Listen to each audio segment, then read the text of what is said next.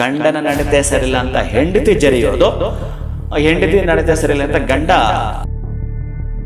4 ತೆಂಗಿನಕಾಯಿಗೆ 4 ವಿಳೆದೆಲೆಯಲ್ಲಿ ಬರೆದು ಬಿಟ್ಟು ಆ ತೆಂಗಿನಕಾಯಿ ಮೇಲೆ ಇಟ್ಟು, ಅದು ಎಲ್ಲ ಲೋಕಗಳಿಗೂ ಕೂಡ ಬೇಕಾಗಿರ್ತಕ್ಕಂಥ ಪದಾರ್ಥವಾದ್ದರಿಂದ ಯಾರ ಮನೆಯಲ್ಲಿ ತೆಂಗಿನಕಾಯಿ ಇಲ್ಲವೋ ಆ ಮನೆಯಲ್ಲಿ ಅವ್ರು ಯಾರಿಗೂ ತಲೆ ಇಲ್ಲ ಅಂತ ಅರ್ಥ. ಯಾವಾಗ ವಿಷಯಾಸಕ್ತಿ ಆಕೆಯಲ್ಲಿ ಉಲ್ಬಣವಾಯಿತೋ ಬ್ರಹ್ಮನಲ್ಲಿ ಕೇಳಿಕೊಳ್ಳುತ್ತಾಳೆ. ಸುಮಂಗಲಿಗೆ 3ನೇ ಕಣ್ಣು ಇದಾಗಿರುತ್ತೆ, ಕುಂಕುಮ ಆಗಿರುತ್ತೆ. ಇದು ಹೋದರೆ ಅವಳ ಬದುಕಿನಲ್ಲಿ ಕರ್ತದ್ದು. ಆದಿಶಕ್ತಿಯನ್ನು ಹುಡುಕೊಂಡು ಬರ್ತವಂತೆ ಆ ದೃಷ್ಟಗಳು. ಇನ್ನು ಇದೇ ಇಲ್ಲ ತಾಯಿ ಇಲ್ಲ ಅಂದ್ರೆ ಆ ಮನೆಗೆ ಅವ್ರು ಯಾಕೆ ಬರ್ತಾರೆ? ಅದು ಜ್ಞಾಪಕ ಬರುತ್ತೆ ನನಗೆ. ಅಡಿವಿ ಪಕ್ಷಿಲಕ್ಕೆ ಎವ್ವಡ ಆಹಾರ ಮಿಚ್ಚೆನೋ, ಮೃಗಜಾತಿ ಪಕ್ಷಿಲಕ್ಕೆ ಎವ್ವಡು ಮೇತ ಬೆಟ್ಟೆನೋ, ವನಚರಾದಲಕ್ಕೆ ಎವ್ವಡು ನೀಂಡು ಚೇದಿ ಪೋಸೆನೋ, ಸಕ್ಕರೆಗೆ ಕನ್ನಡದ ಕತ್ತುರಿಯು ಸವಿದರೆ ಸವಿಯದನ್ನು ಕೇಳಬೇಕೆ.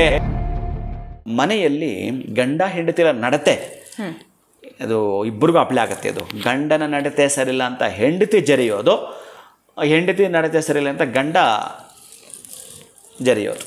ಇದು ಆಗದಿದ್ದರೆ ಕತೆ ಏನೋ. ತೆಂಗಿನಕಾಯಿ ಇಲ್ಲಿಗೆ ಪ್ರಮಾಣ. ತೆಂಗಿನಕಾಯಿ ಇವರ ಮನೆಯಲ್ಲಿ ಇತ್ತು ಅಂತಂದರೆ ಈ ವಿಳೆದೆಲೆನ ಸ್ವಲ್ಪ ದೀಪಕ್ಕೆ ಇಡಬೇಕು. ಸ್ವಲ್ಪ ಅದು ಹೇಗಾಗಬೇಕಂತಂದರೆ ಬರೀಲಿಕ್ಕೆ ಆಗಬೇಕು. ಹಾಗೆ ಇಟ್ಟರೆ ಬರೀಲಿಕ್ಕೆ ಅದು ಅರ್ಧ ಬಿಡುತ್ತೆ. ದೀಪಕ್ಕೆ ತೋರಿಸಿ ಈಗ ಸ್ವಲ್ಪ ಅದೇನಾಗುತ್ತೆ ಅಂದರೆ ನಂತರ ಮೇಣದಾಗ ಆಗುತ್ತೆ. ಅದರ ಮೇಲೆ ನಿಮ್ಮ ಯಜಮಾನರ ಹೆಸರನ್ನು ಬರೀರಿ, ಪೆನ್ನಿಂದಲೇ ಬರೀರಿ, ಅಭ್ಯಂತರ ಇಲ್ಲ. ಹೆಸರು ಬರೆದು ಬಿಟ್ಟು ಈ ಮನುಷ್ಯ ಬದಲಾಗಬೇಕು ಅಂತ ಬರೆದ ಆದ ಮೇಲೆ ಕುಂಕುಮವನ್ನು ಅದಕ್ಕೆ ಲೇಪನ ಮಾಡಿ ತೆಂಗಿನಕಾಯಿಗೆ ಅಂಟಿಸಿ, ಅಥವಾ ಹೆಂಡತಿ ಆಗಿದ್ರೆ ಸೇಮ್ ಇದನ್ನು ಮಾಡಿಬಿಟ್ಟು ಸೇಮ್ ಕುಂಕುಮಕ್ಕೆ ಅಂಟಿಸಿ 4 ತೆಂಗಿನಕಾಯಿ, 4 ತೆಂಗಿನಕಾಯಿಗೆ 4 ವಿಳೆದೆಲೆಯಲ್ಲಿ ಬರೆದು ಬಿಟ್ಟು ಆ ತೆಂಗಿನಕಾಯಿ ಮೇಲೆ ಇಟ್ಟು ಇದನ್ನು ಕಪ್ಪು ಬಟ್ಟೆಯಲ್ಲಿ ಕಟ್ಟಿಟ್ಟು ಬಚ್ಚಿಡಬೇಕು. ಅಂದ್ರೆ 4ಕ್ಕೂ ಒಮ್ಮೆನೆ ಸೇಮ್ ಒಂದೇ ದಿನ ಮಾಡಬೇಕು. ಅದರಲ್ಲೂ ಅವರು ಹುಟ್ಟಿದ ದಿನ, ಯಾರು ನಡತೆ ಸರಿಲ್ಲ ಅಂತ ನೀವು ಇಬ್ಬರು ಒದ್ದಾಟ ಮಾಡ್ತಿದ್ರಿ, ಯಾರೋ ಅಲ್ಲ ಒಬ್ಬರು, ಅವರು ಹುಟ್ಟಿದ ದಿನ ನೀವು ಆಯ್ಕೆ ಮಾಡಿಕೊಂಡು ಆ ದಿನದಲ್ಲಿ ಕರೆಕ್ಟಾಗಿ ಇದನ್ನು ಮಾಡಿ ಈ ತೆಂಗಿನ 4 ದಿನಗಳ ಆದ ಮೇಲೆ ಇದನ್ನು ಎಲ್ಲಾದರೂ ಬೆಟ್ಟದ ಮೇಲಿರ್ತಕ್ಕಂತಹ ಒಂದು ಮರದ ಮೇಲೆ ಕಟ್ಟಿ ಬರಬೇಕು. ಈ ಅಯ್ಯಪ್ಪ ಸ್ವಾಮಿ ನೋಡಿದ್ದಾರಲ್ಲ, ಅಯ್ಯಪ್ಪ ಸ್ವಾಮಿ ಇವರು ಅದರಲ್ಲಿ ಏನು ಚೆನ್ನಾಗಿ ತುಂಬ್ಕೊಂಡು ಹೋಗ್ತಾರೆ. ಅದರಲ್ಲೂ ಕೂಡ ಅವ್ರ ಬ್ಯಾಗು ಕೂಡ ಹಾಗೆ ಇರುತ್ತದೆ. ಎಷ್ಟು ಅದ್ಭುತವಾಗಿರ್ತಕ್ಕಂಥದ್ದು ಅಯ್ಯಪ್ಪನ ಸೇವೆಗೆ ಮುಟ್ಟಿಸ್ತಾರೆ. ಅದೆಲ್ಲ ಏನು ತೆಂಗಿನಕಾಯಿ ಪಾತ್ರ ಹೇಳ್ಬೇಕಂದ್ರೆ ಅಷ್ಟಿಷ್ಟೆಲ್ಲ ಬಿಡಿ. ಅದು ಎಲ್ಲ ಲೋಕಗಳಿಗೂ ಕೂಡ ಬೇಕಾಗಿರ್ತಕ್ಕಂಥ ಪದಾರ್ಥವಾದ್ದರಿಂದ ಕಲ್ಪವೃಕ್ಷ ಹೋಲಿಸ್ತಾರೆ. ಆಮೇಲೆ ಕಲ್ಪವೃಕ್ಷ ತೆಂಗಿನಕಾಯಿ ಎಲ್ಲ ಇನ್ನೊಂದಿದೆ, ಅದು ವಿಶೇಷ. ಅದಕ್ಕಾಗಿ ತೆಂಗಿನಕಾಯಿಯನ್ನು ನಾವು ಮನೆಯಲ್ಲಿ ಇಲ್ಲ ಅಂದರೆ 4 ಅದೃಷ್ಟಗಳು ಬರಲಾರವು. ಅದು ಯಾವುದಾದ್ರೂ ಆಗಿರ್ಬೋದು 4 ಅದೃಷ್ಟಗಳು. ಅದಕ್ಕಾಗಿ ದಯವಿಟ್ಟು ಹಾಗೆ ಇಟ್ಕೊಳ್ಳಿ. ಮನೆಯಲ್ಲಿ ಕೆಲವು ಪದಾರ್ಥಗಳು ಯಾವ ಜೀವನ ಕಾಲ ಇರಬೇಕು ನೀವು ಗಮನಿಸಬೇಕು. ಸಣ್ಣ ವಸ್ತುವಿಂದ ದೊಡ್ಡ ತನಕ ಮನೆ ಯಜಮಾನನೇ ಗಮನಿಸಬೇಕು ಏನಿದೆ ಏನಿಲ್ಲ ಅಂತ. ಆ ಒಂದು 15 ದಿವಸಕ್ಕೆ ಆಗೋಷ್ಟಿದೆಯಾ ಅಂತಂದರೆ ನೀವು 5 ದಿನ ಲೆಕ್ಕ ಇಟ್ಕೋಬೇಕು. 5ರಿಂದ 10 ದಿನ ಒಳಗಡೆ ಮತ್ತು ಚೆಕ್ ಮಾಡ್ಕೊಳ್ತಿರ್ಬೇಕು. ಇವೆಲ್ಲವೂ ಕೂಡ ಇರಬೇಕು. ರೀಪ್ಲೇಸ್ ಮಾಡಬೇಕು ಅಲ್ಲ, ಖಂಡಿತ. ನಾನು ಕೆಲವೊಬ್ಬರಿಗೆ ಜಾತಕದಲ್ಲಿ ಹಿಂದ್ಗಡೆ ಬರೆದು ಬಿಡ್ತೇನೆ, ಈ ಪದಾರ್ಥ ಕೆಲವರು ಅವ್ರ ಜಾತಕಕ್ಕೂ ಲಗ್ನಕ್ಕೂ ಲಿಂಕ್ ಇರೋ ಪದಾರ್ಥ ಕೆಲವು ತುಂಬ ಇಂಪಾರ್ಟೆಂಟ್ ಇರ್ತವೆ. ಎಲ್ರಿಗೂ ಎಲ್ಲ ಬರಲ್ಲ. ಈ ಪದಾರ್ಥಗಳಾದರೆ ಮನೆಯಲ್ಲಿ ಇರಲೇಬೇಕು ಅಂತ ಹೇಳ್ತೀನಿ. ತೆಂಗಿನಕಾಯಿ ಅಂತೂ ಯಾರ ಮನೆಯಲ್ಲಿ ತೆಂಗಿನಕಾಯಿ ಇಲ್ಲವೋ ಆ ಮನೆಯಲ್ಲಿ ಅವ್ರು ಯಾರಿಗೂ ತಲೆ ಇಲ್ಲ ಅಂತ ಅರ್ಥ. ತಲೆನೇ ಇಲ್ಲ. ಯಾರ ಮನೇಲಿ ತೆಂಗಿನಕಾಯಿ ಹೆಚ್ಚಿಗಿದೆ ನಿಮಗೆ ತಲೆಗಳು ಜಾಸ್ತಿ ಇರಲ್ಲ ಅಂತ, ಅಂದರೆ ಬುದ್ಧಿ ಜಾಸ್ತಿ ಇದೆ ಅಂತ. ಅದಕ್ಕಾಗಿ ಈ ಒಂದನ್ನು ದಯವಿಟ್ಟು ಸ್ವಲ್ಪ ಹೆಚ್ಚಿಗೆ, ಬಹಳ ಇನ್ನೂ ಇದೆ. ಇದನ್ನು ಸರಣಿ ಕ್ರಮಣದಲ್ಲಿ ನಾವು ಮಾಡ್ಕೊಂಡು ಹೋಗ್ತೀವಿ ಅಂತಂದರೆ ಬಹಳ ಅದ್ಭುತವಾಗಿರ್ತಕ್ಕಂಥ ಎಪಿಸೋಡ್. ತೆಂಗಿನಕಾಯಿಯ ಪಾತ್ರ ಬಹಳ ಅವಿಚ್ಛಿನ್ನಪ್ರದವಾಗಿರತಕ್ಕಂಥದ್ದು. ದೇವರಿಗೆ ನೀವು ಹೊಡೆಯೋದ್ರಿಂದ ಹಿಡಿದು ನಿಮ್ದು ಯಾವುದೋ ಕೆಲಸ ಆದಮೇಲೆ ಅದನ್ನು ನೀವು ತೋರಿಸುವಂಥದ್ದು, ಆಮೇಲೆ ವಾಹನಗಳಿಗೆ ಹೊಡೆಯುವಂಥದ್ದು, ಆಮೇಲೆ ನಾನು ಈ ಕೆಲಸ ಆಗ್ಬಿಟ್ರೆ 101 ತೆಂಗಿನಕಾಯಿ ಹೊಡೆದು ಬಿಡ್ತೀನಿ ಅಂತೀರಿ. ಇವೆಲ್ಲವೂ ಇದಾವೆ. 101 ತೆಂಗಿನಕಾಯಿಗಳು, 108 ತೆಂಗಿನಕಾಯಿಗಳು, ಏನು ಹೊಡಿತಿರೋ ಪ್ರತಿಯೊಂದಕ್ಕೂ ಕೂಡ ಅರ್ಥ ಸಹಿತವಾಗಿಯೇ ಇದೆ. ನಮಗೆ ಕೆಲವೊಂದು ಬಾರಿ ಅರ್ಥ ಆಗಲಿಲ್ಲ ಅಂತಂದರೆ ಅದನ್ನು ಮೌಢ್ಯ ಅಂದ್ಬಿಡ್ತೀವಿ, ಇನ್ನೊಂದು ಏನೋ ಅಂದ್ಬಿಡ್ತೀವಿ. ಮೌಢ್ಯನೂ ಕೆಲವಿದ್ದಾವೆ, ಅದನ್ನು ಆ ಜಾಡು ಹಿಡಿಯಬೇಡಿ. ಇನ್ನು ತೆಂಗಿನಕಾಯಿ ಹೊಡೆದಾಗ ಗುರುಗಳೇ ಅದೇನಾದರೂ ತೊಟ್ಲಿನ ಆಕಾರದಲ್ಲಿ ಬಂದರೆ ಸಿಹಿ ಸುದ್ದಿ ಬರುತ್ತೆ ಅವ್ರ ಮನೆಯಲ್ಲಿ, ಅದು ಹೇಳ್ತಾರೆ. ಇನ್ನು ಜುಟ್ಟು ತೆಗೆದು ಹೊಡಿಬಾರ್ದು ಅಂತಾರೆ. ಇದು ಎಷ್ಟು ಸರಿ ಗುರುಗಳು? ಇಲ್ಲೊಂದು ಸ್ಟೋರಿ ನಾನು ಹೇಳಬಾರ್ದೇನೋ, ಆದರೂ ಈ ವಿಧಿ ಇಲ್ಲದೆ ಹೇಳ್ತೀನಿ. ಈ ಒಂದು ತೆಂಗಿನಕಾಯಿಗೆ ಸಂಬಂಧಪಡತಕ್ಕಂತಹದ್ದು ನೀವು 3 ಕಣ್ಣು ನೋಡಿದ್ದೀರಲ್ಲ, ಪಕ್ಕ ನೋಡಿದ್ದೀರಿ? ಆ 3 ಕಣ್ಣುಗಳು ಮೊದಲು ತೆಂಗಿನಕಾಯಿಯಲ್ಲಿ ಇಲ್ಲ, ಮೊದಲು ಇಲ್ಲ. ಈ 3 ಇದ್ದದ್ದು ಎಲ್ಲಿ ಅಂತಂದರೆ ಒಂದು ಶಕ್ತಿಯಲ್ಲಿ, ಅಮ್ಮನವರಲ್ಲಿ ಇದ್ದದ್ದಿದ್ದು. ಆ ಅಮ್ಮನವರಲ್ಲಿದ್ದ ಆ ಕಣ್ಣುಗಳು ಒಂದು ಸಲ ಆಕೆಗೆ ವಿಪರೀತವಾಗಿರ್ತಕ್ಕಂತಹ ವಿಷಯಾಸಕ್ತಿ ಉಲ್ಬಣವಾಗಿ, ಯಾವಾಗ ವಿಷಯಾಸಕ್ತಿ ಆಕೆಯಲ್ಲಿ ಉಲ್ಬಣವಾಯಿತೋ ಬ್ರಹ್ಮನಲ್ಲಿ ಕೇಳ್ಕೊಳ್ತಾಳೆ, ನನ್ನನ್ನು ತೃಪ್ತಿಪಡಿಸು ಅಂತ. ಅಮ್ಮ ನೀನು ತಾಯಿ ಒಲ್ಲದ ಮನಸ್ಸು. ಮತ್ತು ಮಹಾವಿಷ್ಣು ಕೇಳ್ತಾನೆ, ಒಲ್ಲದ ಮನಸ್ಸು. ಆಗಲ್ಲ ತಾಯಿ, ಸಾಧ್ಯವೇ ಇಲ್ಲ ಅಂತ ಹೇಳ್ತಾನೆ. ಆ ನಂತರ ಬರ್ತಕ್ಕಂತಹದ್ದು ಶಿವನ ಬಳಿ ಬಂದಾಗ ಆಗ ಆತ ಒಂದು ರೀತಿಯ ಪವಾಡ ಮಾಡ್ತಕ್ಕಂಥವನು, ಒಂದು ರೀತಿಯ ಅದ್ಭುತಗಳನ್ನು ಸೃಷ್ಟಿ ಮಾಡ್ತಕ್ಕಂಥವ ಇವ. ಅದಕ್ಕಾಗಿ ಭಾಳ ಪ್ರಮುಖವಾಗಿ ಆಯ್ತಮ್ಮ ಅಂತ ಹೇಳಿ ಒಪ್ಕೊಳ್ತಾನೆ. ಒಂದು ಷರತ್ತು ವಿಧಿಸ್ತಾನೆ. ಸರಿ ಅಮ್ಮ, ನಾನು ಅದಕ್ಕೆ ಒಪ್ಕೊಳ್ತೀನಿ ಅಂತ ಖುಷಿ ಪಡ್ತಾಳೆ. ಏನು ನಿನ್ನ ಷರತ್ತು ಹೇಳು ಅಂತ ಹೇಳ್ತಾಳೆ. ನಿನ್ನಲ್ಲಿ ಇದೆಯಲ್ಲ ಆ ಕಣ್ಣು ನನಗೆ ಕೊಡಬೇಕು ಅಂತ ಹೇಳ್ತಾನೆ. ಆ 3ನೇ ಕಣ್ಣನ್ನು ನನಗೆ ಕೊಡಬೇಕು. ಆಯಿತು ಕಣಪ್ಪ. ಅವಳಿಗೆ ಆ ಸಂದರ್ಭದಲ್ಲಿ ವಿಷಯಾಸಕ್ತಿ ಬಹಳ ಮುಖ್ಯ ಆಗಿರುತ್ತೆ. ಅದಕ್ಕಾಗಿ ನಾಕೆ ಒಪ್ಕೊಳ್ತಾಳೆ. ನಂತರ ಮೊದಲು ನನಗೆ ಕೊಡು ಅಂತ ಹೇಳ್ತಾನೆ. ಅದನ್ನು ಕೊಟ್ಟು ಕೂಡಲೇ ಆಕೆಗೆ ಅಲ್ಲಿಂದ ಆಚೆ ಅದಕ್ಕೆ ಹೇಳೋದು, ಈ ಹೆಣ್ಣು ಮಗುವಿಗೆ 3ನೇ ಕಣ್ಣು, ಈ ಸುಮಂಗಳಿಗೆ 3ನೇ ಕಣ್ಣು ಇದಾಗಿರುತ್ತೆ, ಕುಂಕುಮ ಆಗಿರುತ್ತೆ. ಇದು ಹೋದರೆ ಅವಳ ಬದುಕಿನಲ್ಲಿ ಕತ್ತಲು, ಅಂದರೆ ವಿಧಿವೆ ಅಂತ. ಆ ಕಾಮಾಸಕ್ತಿ, ಆ ವಿಷಯಾಸಕ್ತಿ ಜಾಸ್ತಿ ಇದ್ದಾಗ ಏನು ಆಕೆ ಕೈಲಿ ಆಗಲಿಲ್ಲ. ಶಿವನಿಗೆ ಮಾತು ಕೊಟ್ಬಿಟ್ಲು. ಮತ್ತೆ ಆ ಶಿವ ತೆಗೆದ ಮೇಲೆ ಅವಳು ನಿರ್ಲಿಪ್ತತೆ ಆದ್ಲು. ಅಂದರೆ ಮನಸ್ಸು ಪೂರ್ಣವಾಗಿ ಸ್ವಚ್ಛ ಆಯಿತು. ಅಂದರೆ ಆವಾಗ ಮನಸ್ಸಿಗೆ ಕದ ಬಡೀತು, ಅರೆ ನಾನು ತಪ್ಪು ಮಾಡಿಬಿಟ್ಟೆ ಅಲ್ಲ ಅಂತ. ಆಗ ತಕ್ಷಣ ಕುಸಿದು ನೆಲಕ್ಕೆ ಬೀಳ್ತಾಳೆ. ನೆಲಕ್ಕೆ ಬಿದ್ದ ಜಾಗ ಏನಿತ್ತು, ಅಲ್ಲೊಂದು ಮರ ಇತ್ತು. ಆ ಮರದ ಕೆಳಗಡೆಯಿಂದ ಬಿದ್ದದ್ದೇ ತೆಂಗಿನಕಾಯಿ. ಆಗ ಕತ್ತಲು ಆವರಿಸ್ಕೊಳ್ತಾ ಆಕೆಗೆ. ಈ ವಿಧವೆಗೂ ತುಂಬ ಗಂಡನನ್ನು ಹಚ್ಕೊಂಡು ಪ್ರೀತಿ ಮಾಡ್ತಿದ್ದ ಒಂದು ಮಗುವಿಗೆ ಗಂಡ ಹೋದರೆ ಇನ್ನೇನಾಗತ್ತೆ ಹೇಳಿ? ಅವಳಿಗೆ ಹಗಲಾದರೂ ಕತ್ಲೆ ಅದು. ಹೌದು. ಪಾಪ ಎಷ್ಟು ಜನ ಹೆಣ್ಣು ಮಕ್ಕಳಿಗೆ ಆ ತೊಂದರೆ ಇದೆಯೋ. ಅದಕ್ಕಾಗಿ ಅವರ ಬದುಕಲ್ಲಿ ಬೆಳಕು ಮೂಡಲಿ, ಮಕ್ಕಳ ಮುಖಾಂತರವೋ ಅಥವಾ ಅಪ್ಪ ಅಮ್ಮನ ಮುಖಾಂತರವೋ ಈ ರೀತಿಯಾಗಿ ಒಂದು ಪ್ರತಿಫಲ ಸಿಗಲಿ ಅವರಿಗೆ. ಆ ಕತ್ತಲು ಆವರಿಸ್ಕೊಂಡಾಗ ಆಕೆ ಪೂರ್ಣವಾಗಿ ನೆಲಕ್ಕೆ ಕೈ ಹಾಕಿದಾಗ ಆ ಕಾಯಿ ಬಿದ್ದಿತ್ತು. ಆ ಕಾಯಿ ಮೇಲೆ ಈ ಬೆರಳು ಹೋಗ್ತವೆ. ಆ ತಾಯಿ ಇಟ್ಟಿರ್ತಕ್ಕಂತಹದ್ದು, ಆ ಆದಿಶಕ್ತಿ ಇಟ್ಟಿರ್ತಕ್ಕಂಥ ಕಾಯಿ ಮೇಲೆ 3 ಬೆರಳು ಏನಿಟ್ಲೋ ಅದೇ 3 ಕಣ್ಣುಗಳಾಗಿ ಮೂಡಿ ಬಂತು. 3 ಕಣ್ಣುಗಳಾಗಿ ಮೂಡಿ ಬಂತು.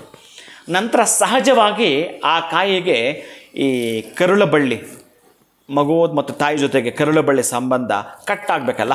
ಹಾಗೆ ಆ ಒಂದು ಕಾಯಿ ಹೊಡಬೇಕಾದ್ರೆ ಮೇಲಿರ್ತಕ್ಕಂತಹದ್ದು ಆ ನಾರಿನ ಸಂಬಂಧ ಕಟ್ಟಾಗಬೇಕಾದ್ರೆ ಜುಟ್ಟು ಪೂರ್ಣವಾಗಿ ತೆಗೆಯುವಂಥದ್ದು. ಅದಕ್ಕೆ ಆ ಸಂಬಂಧ ಎಲ್ಲಿ ತನಕ ಇರಬೇಕು ಅಂತಂದರೆ ತಾಯಿ ಒಂದು ಹೊಟ್ಟೆಯಿಂದ ಹೊರಗೆ ಬರೋ ತನಕ ಅದಿರಬೇಕು, ಮತ್ತು ತೆಂಗಿನಕಾಯಿ ಒಡೆಯೋ ತನಕ ಆ ಸಂಬಂಧ ಇರಬೇಕು.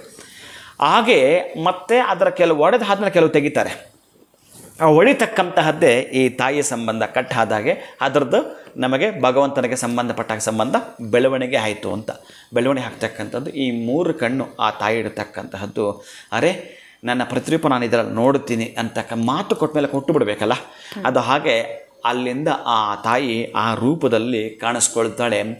ತೆಂಗಿನಕಾಯಿನೇ ಅಂತಹ ಆದಿಶಕ್ತಿ ರೂಪ ನಮ್ಮ ಮನೆ ಇರತಕ್ಕಂಥದ್ದು. ಅಂತಹ ದೇವಿನ ನಾವು ಇಲ್ಲ ಅಂತ ಹೇಳೋದಾದರೆ, ಇನ್ನು ನಮಗೆ ಆ ಆದಿಶಕ್ತಿಯನ್ನು ಹುಡುಕೊಂಡು ಬರ್ತವಂತೆ ಆ ಅದೃಷ್ಟಗಳು. ಇನ್ನು ಇದೇ ಇಲ್ಲ, ತಾಯಿ ಇಲ್ಲ ಅಂದರೆ ಆ ಮನೆಗೆ ಅವ್ರು ಯಾಕೆ ಬರ್ತಾರೆ? ಈಗ ತಾಯಿ ಇಲ್ಲದ ಮನೆಗೆ, ತವರು ಮನೆಗೆ ಮಗಳು ಯಾಕೆ ಹೋಗ್ತಾಳೆ? ತಾಯಿ ಇಲ್ಲ ಅಂದ್ರೆ ಬೇಸರ. ಇನ್ನು ಅದೇನು ಹಾಡಿದಿಲ್ಲ, ತಾಯಿ ಇಲ್ಲದ ತಪ್ಪಲಿ, ತಾಯಿ ಇಲ್ಲದ ತವರು. ಹಾಗೆ ತೆಂಗಿನಕಾಯಿ ಇಲ್ಲದ ಮನೆಗೆ ನಾವ್ಯಾಕೆ ಹೋಗಬೇಕು ಅಂತ ಅದೃಷ್ಟಗಳು ಮಾತಾಡ್ತಾವಂತೆ. ಅದಕ್ಕಾಗಿ ತೆಂಗಿನಕಾಯಿ ಎದ್ದು ಇಂಚಿಂಚು ಬೆಳೆಸಿ ಇನ್ನು ಅದನ್ನು ಶ್ಲೋಕದ ರೂಪದಲ್ಲಿ ಒಂದೊಂದು ಹೇಳ್ಕೊಂಡು ಹೋದರೆ ಅಷ್ಟೊಂದು ಅದ್ಭುತವಾಗಿರ್ತಕ್ಕಂಥದ್ದು. ಆಮೇಲೆ ಶುಭ ಕಾರ್ಯಕ್ಕೂ ಬಳಸ್ತಾರೆ ಇದನ್ನು, ಅಶುಭ ಕಾರ್ಯಕ್ಕೂ ಬಳಸ್ತಾರೆ ಇದನ್ನು ಎಲ್ಲ. ಆಮೇಲೆ ಇದಕ್ಕೆ ಅಪವಿತ್ರ ಅನ್ನೋದಿಲ್ಲ, ಯಾವಾಗಲೂ ಪವಿತ್ರವಾಗಿರತಕ್ಕಂತಹದ್ದೇ. ಅಪವಿತ್ರ ಪವಿತ್ರೋ ಸರ್ವಾವಸ್ಥಾಂಗತೋ ವ್ಯಸ್ತನೇ ಪುಂಡರೇಕಾಗ್ಯ ಸಭಾಖ್ಯಾಭ್ಯಂತರ ಶುಚಿ. ಯಾವಾಗಲೂ ಶುಚಿ ಇದು, ಯಾವಾಗಲೂ ಶುಚಿಯೇ ಇದು. ಇದಕ್ಕಿಂತ ಪ್ರೋಕ್ಷಣೆ ಮಾಡಿ ಮಂತ್ರ ಇದರ ಮೇಲೆ ಪ್ರೋಕ್ಷಣೆ ಬೇಕಾಗಿಲ್ಲ. ಅಂತಹ ಅದ್ಭುತವಾಗಿರತಕ್ಕಂಥದ್ದು ಅದರ ಒಳಗಿರತಕ್ಕಂತಹದ್ದು. ಆ ನೀರಿಂದ ಹಿಡಿದು, ಆ ಕೊಬ್ಬರಿಂದ ಹಿಡಿದು ಆ ಮೇಲ್ಪದರವನ್ನು ನಾನಾದರೆ ಬಹಳ ಖುಷಿ ಪಡ್ತೇನೆ. ಅರೆ ಏನಿದು ಭಗವಂತನ ಸೃಷ್ಟಿ, ಏನು ಮಾಡಿದಾನೆ ಕಣಯ್ಯ ಆತ. ಅದಕ್ಕೆ ಕೆಳಗಡೆ ಬಿದ್ದರೂ ಹೊಡಿಬಾರ್ದು. ಮೊದಲು ಅಂತಂದರೆ ಮೇಲೆ ಒಂದು 2-3 ಪದರ ಆಗೋಷ್ಟು ನಾರಿಟ್ಟಿರ್ತಾನೆ. ಆನಂತರ ದಪ್ಪದ್ದು ಚರ್ಮ ನಮಗಿದ್ದ ಹಾಗೆ ಎಷ್ಟು ಚೆನ್ನಾಗಿ ದಪ್ಪದ್ದು ಹಾಕಿದ್ದಾನೆ.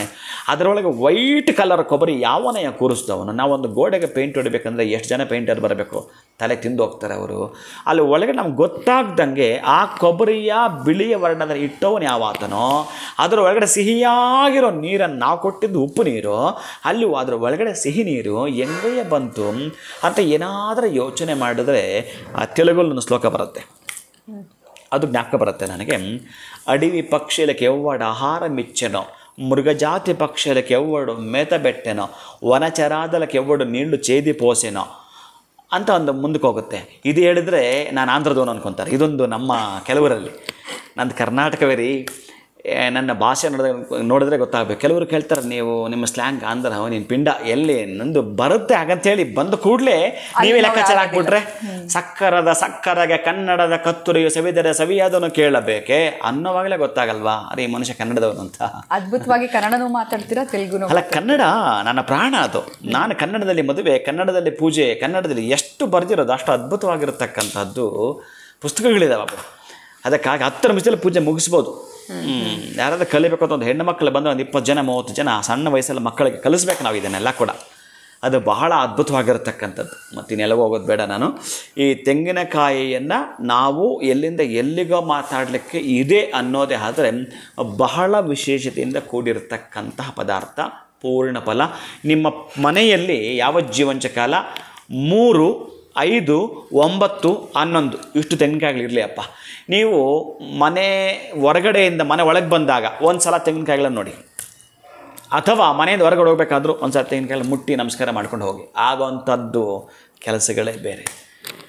ನೀವು ಯಾರಿಗೂ ಹೇಳಬೇಡಿ, ಒಂದು ಸಲ ಪರೀಕ್ಷೆ ಮಾಡಿ ನೋಡಿ ಏನು ಚೇಂಜಸ್ ಆಗುತ್ತೆ ಅಂತ ನಮಗೆ ನೀವು ನೋಡಿ, ನೀವು ಗಮನಿಸಿ ನೋಡಿ ಅದರ ಒಂದು ಪ್ರತಿಫಲ. ಆಮೇಲೆ ಸ್ವಲ್ಪ ಅದರಲ್ಲಿ ನೀವು ಫೀಲ್ ಆಗಬೇಕು, ಏನು ಸೃಷ್ಟಿ ಕಣಯ್ಯ ಭಗವಂತರದು ಅಂತೇಳಿ ನೀವು ಎಂಜಾಯ್ ಮಾಡಬೇಕು ಅದನ್ನು. ಖುಷಿಯಾಗಿರ್ತಕ್ಕಂಥದ್ದು ಎಷ್ಟು ಚೆನ್ನಾಗಿ ಅವನು ಅದ್ರ ಒಳಗಡೆ ಏನೇನೇನು ಇಟ್ಟಿದ್ದಾನೆ ನೋಡು ಅಂತ. ನಮ್ಮ ಪ್ರಕೃತಿಯಲ್ಲಿ ನಾವು ಅದನ್ನು ಮಾಡೋಕ್ಕೆ ಚಾನ್ಸೇ ಇಲ್ಲ. ನಾವು ಎಷ್ಟೇ ಮುಂದುವರೆದಿದ್ರು ನಿಮ್ಮ ಸೈನ್ಸ್ ಏನು ಗೊತ್ತಾ, ಎಲ್ಲಿ ತನಕ ಓಡಿ ಓಡಿ ಓಡಿ ಓಡಿ ಓಡಿ ಓಡಿ ಹೋಗಿ ಎಲ್ಲಿ ಎಂಡಾಗುತ್ತೋ ಅಲ್ಲಿಂದ ಆಚೆಗೆ ಕಂಟಿನ್ಯೂ ಮಾಡುತ್ತೆ. ದಟ್ ಈಸ್ ಆಧ್ಯಾತ್ಮ. ಅಲ್ಲಿಂದ ನೀವು ಕಂಟಿನ್ಯೂ ಕೊಡೋವಂಥದ್ದು ಆಧ್ಯಾತ್ಮ. ಒಟ್ಟಾರೆ ನಿಮಗೆ ಎಂಡಿದೆ, ಆಧ್ಯಾತ್ಮಕ್ಕೆ ಎಂಡಿಲ್ಲ. ಅದು ಫ್ರೆಂಡು, ನಿಮ್ಮ ಜೊತೆಗೆ ಫ್ರೆಂಡ್ ಅದು. ಅದಕ್ಕಾಗಿ ಅಂತಹ ಆಧ್ಯಾತ್ಮದಲ್ಲಿ ನಾವೇನಾದರೂ ಒಂದನ್ನು ತೆಗೆದುಕೊಂಡ್ರು ನಮ್ಮ ಪೂರ್ವಿಕರು, ನಮ್ಮ ಋಷಿಗಳು ಸನಾತನ ಧರ್ಮಕ್ಕೆ ಕೊಟ್ಟಿರ್ತಕ್ಕಂಥ ಮಹಾದ್ಭುತವಾಗಿರತಕ್ಕಂತಹ ಕೊಡುಗೆ ಕಳಸಕ್ಕಿಡ್ತೀವಿ. ಪ್ರತಿಷ್ಠಾಪನೆಯಲ್ಲಿ 108 ಕಳಸಗಳು, 1008 ಕಳಸಗಳು. ಪ್ರಧಾನವಾಗಿ ಬರ್ತಕ್ಕಂತಹದ್ದೇ ತೆಂಗಿನಕಾಯಿ. ತೆಂಗಿನಕಾಯಿ ಇಲ್ಲದೆ ಯಾವ ಪೂಜೆ ತೋರಿಸಿ ನೋಡೋಣ? ಯಾವುದೂ ಇಲ್ಲ. ಯಾವುದಾದ್ರೂ ಒಂದು ತೋರಿಸಿ ನೋಡೋಣ. ಈ ಪೂಜೆ ತೆಂಗಿನಕಾಯಿ ಹೂಗಳಲ್ಲಿದ್ದಾವೆ, ಅದು ಬಳಸಬಾರ್ದು, ಇದೇ ಬಳಸಬಾರ್ದು, ಅಲ್ಲಿ ಬೇಕಾದಷ್ಟಿದೆ, ತಾರತಮ್ಯ ಇದೆ. ತಾರತಮ್ಯವೇ ಇಲ್ಲದ್ದು ನೀವು ಇದನ್ನು ದೋಷ ಅಂತ ಹೇಳೋ ಅಂಥದ್ದು ಅಲ್ಲವೇ ಅಲ್ಲ ಪದಾರ್ಥ. ಇನ್ನು ಕೊಳೆದು ಬಿಟ್ಟಿದೆ ಅಂತ ದೋಷ ಯಾಕೆ ಹುಡುಕ್ತೀರಿ, ಯಾಕೆ ಹುಡುಕ್ಬೇಕು ಅದನ್ನು ಅನ್ನೋದು ನನ್ನ ವಾದ. ಪ್ರೀತಿಯ ಬಂಧುಗಳೇ, ನಿಮ್ಮ ವಾದಗಳು ನೀವು ಮಂಡಿಸ್ಬೋದು. ಖಂಡಿತ ಗುರುಗಳೇ. ಎಲ್ಲೋ ಒಂದು ಕಡೆ ಕೊಳುತ್ತಿರೋ ತೆಂಗಿನಕಾಯಿ ವಿಚಾರವಾಗಿ ಪ್ರಾರಂಭ ಆಗಿದ್ದಕ್ಕೆ ಎಷ್ಟೋ ವಿಚಾರಗಳು ನಾವು ತಿಳ್ಕೊಂಡ್ವಿ. ನಮ್ಮ ಅದೃಷ್ಟಗಳನ್ನು ನಾವು ತೆಂಗಿನಕಾಯಿಂದ ಹೇಗೆ ಬರಮಾಡ್ಕೊಳ್ಬೋದು, ಜೊತೆಗೆ ಬರಬೇಕಾಗಿರುವಂಥ ಹಣ ಬರಬೇಕು ಅಂದರೆ ಏನು ಮಾಡಬೇಕು, ಇನ್ನು ಯಾವತ್ತು ತೆಂಗಿನಕಾಯಿ ಇಲ್ಲದೆ ನಾವು ಮನೆಗಳಲ್ಲಿ ಇರಬಾರ್ದು ಅನ್ನೋದ್ರ ಬಗ್ಗೆ ತಿಳಿಸಿದ್ರಿ. 3, 5, 9, 7 ಈ ಥರ ತೆಂಗಿನಕಾಯಿಗಳು ಮನೇಲಿ ಸ್ಟಾಕ್ ಅನ್ನೋಂಥದ್ದು ಇರಲೇಬೇಕಾಗತ್ತೆ. ಶುಭ ಅಶುಭ ಸಮಾರಂಭಗಳಲ್ಲಿ ತೆಂಗಿನಕಾಯಿಗಳನ್ನ ಬಳಸ್ತೀವಿ. ಅದಕ್ಕೆ ಹೇಗೆ 3 ಕಣ್ಣು ಅನ್ನೋಂಥದ್ದು ಬಂತು, ಈ ವಿಚಾರ ನಿಜಕ್ಕೂ ಗೊತ್ತಿರಲ್ಲ ಗುರುಗಳೇ. ಖುಷಿ ಆಯಿತು ಕೇಳಿ. ಗುರುಗಳೇ, ತೆಂಗಿನಕಾಯಿ ವಿಚಾರವಾಗಿ ಮಾತಾಡುವಾಗ ಶಂಕರಾಚಾರ್ಯರ ಕತೆ ನಮಗೆ ಮಹಾಲಕ್ಷ್ಮಿ ಹೇಳಿದ್ದು ಪಾಪ ಭೂಯಿಷ್ಠ ಅನ್ನೋ ಒಂದು ಪದವನ್ನು ಹೇಳಿದ್ರಿ. ಇದನ್ನು ನಾನು ನವರಾತ್ರಿ ಸಂದರ್ಭದಲ್ಲಿ ಕೂಡ ನೀವು ಹೇಳ್ದಾಗ ಕೇಳಬೇಕು ಅಂತ ಅಂದ್ಕೊಂಡಿದ್ದೆ. ಈ ಪಾಪ ಭೂಯಿಷ್ಠ ಅನ್ನೋವಂಥದ್ದು ಈ ಒಂದು 2 ಪ್ರಾಣಿಗಳ ಉಗುರು ಮತ್ತು ಕೂದಲಿಗೆ ಯಾವುದೇ ರೀತಿಯಾಗಿರುವಂಥ ದೋಷವಿಲ್ಲ ಅಂತ ಹೇಳಿದ್ರಿ. ಹಾಗಿದ್ರೆ ಮನುಷ್ಯನ ಒಂದು ಉಗುರು ಕೂದಲಿನಿಂದ ಏನಾದರೂ ಈ ವಾಮಾಚಾರ ಮಾಡುವಂಥದ್ದು, ಮಾಟ ಮಂತ್ರ ಪ್ರಯೋಗ ಮಾಡುವಂಥದ್ದನ್ನು ಮಾಡಬಹುದಾ ಗುರುಗಳೇ?